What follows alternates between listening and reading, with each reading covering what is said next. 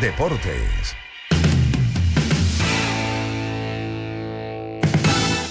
Seguimos disfrutando de la actualidad deportiva en Agenda Éxitos. Bueno, y el próximo 31 de mayo en la emblemática localidad de Guernica Lumo, corazón espiritual del pueblo vasco, comienza la Liga de Naciones, la primera competición del año que organiza la Federación Internacional de Pelota Vasca. En ese torneo puede producirse un hecho insólito porque a la participación de la selección de Euskadi como miembro de pleno derecho se podría sumar la ausencia de España. Y de eso sabe muy bien Andrés García, periodista del diario Marca, a quien recibimos vía telefónica aquí en Agenda Éxitos. Andrés, te saludamos Unai Amenábar y Albani Lozada, bienvenido. Bienvenido, Andrés, ¿cómo estás?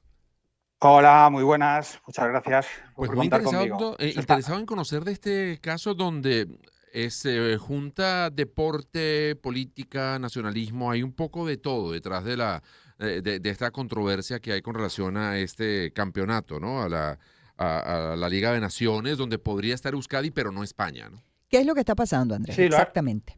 sí, lo has definido muy bien, Unai, que se junta eso, deporte, política. Es decir, podemos partir del hecho en sí, que fue una asamblea de la Federación Internacional de Pelota, en la cual se vota la inclusión de Euskadi como miembro. Sí. Eso le abriría las puertas a competir internacionalmente, como bien habéis dicho, en esa primera competición que organiza la Federación Internacional en mayo.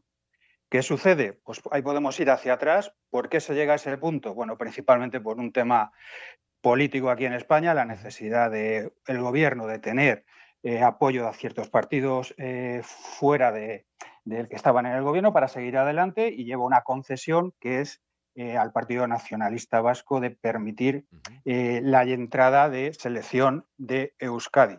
Se aprueba en una nueva ley del deporte aquí en España, que se aprobó en el 2023, y se deja abierta esa posibilidad.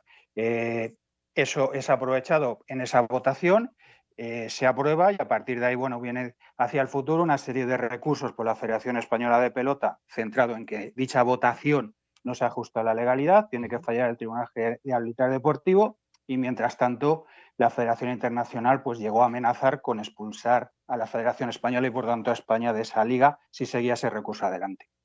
Wow. Ahora, para los atletas, digamos, ¿cómo quedan los pelotaris en toda esa situación? Digamos, porque podrían a lo mejor el que ganó el campeonato quedar por fuera para darle cabida a los que no ganaron. Claro, efectivamente. Fíjate que aquí en España ha habido mucha controversia porque el cargo político al frente del deporte español llegó a decir que la pelota vasca no era un deporte español porque no se practica en toda España. Y bueno, hay más de 10.000 deportistas federados y muchos son de fuera del País Vasco. Hay campeones del mundo de otras localidades, Así es. de Canarias, de Castilla y León. Entonces, si se produjera esa expulsión, que de momento se ha paralizado, la Federación Internacional de Pelota ha dicho que de momento no la va a llevar a cabo, claro, se quedarían fuera. Pero luego hay algo todavía más, si quieres decir, surrealista, y son las condiciones que debe de tener un pelotari para representar a Euskadi.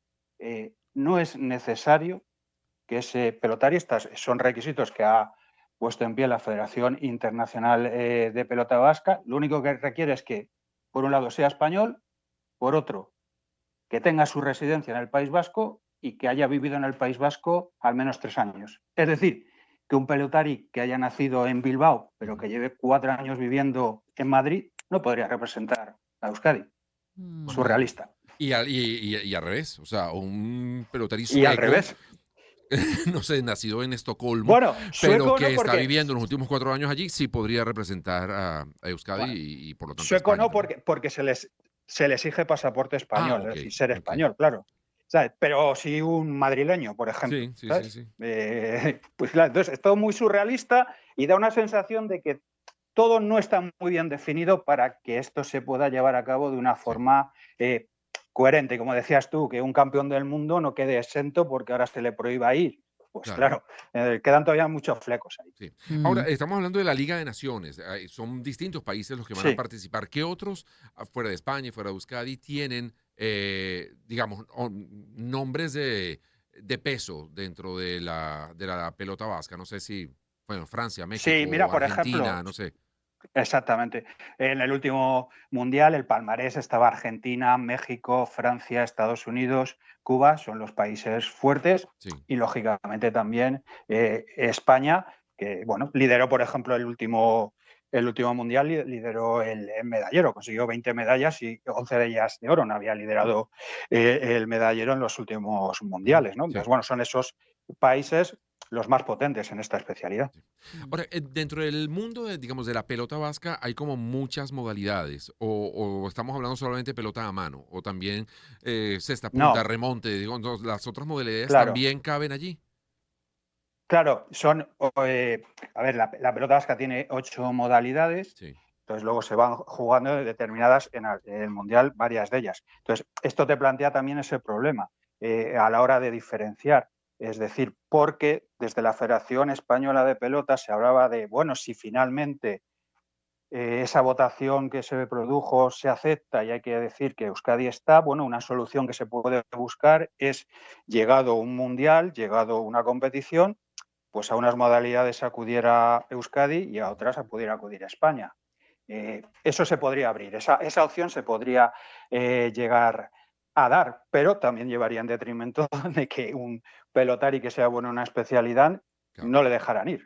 Mm. ¿En qué punto está, digamos, de los tribunales? O sea, ¿cuáles son los próximos pasos Sí, a seguir en este caso? Porque estamos hablando de hay, ya el 31 de mayo, eso es pasado mañana, claro, ¿no? claro, hay un escenario que es el clave, que es que el Tribunal de Arbitraje Deportivo determine si ese recurso de la Federación Española de Pelota, que considera que esa votación no fue acorde al reglamento, porque se decidió cambiar el orden del día de esa asamblea horas antes y bueno, no votaron Cuba y España, Ujú. y eso debe de fallar antes de junio. ¿Qué sucede?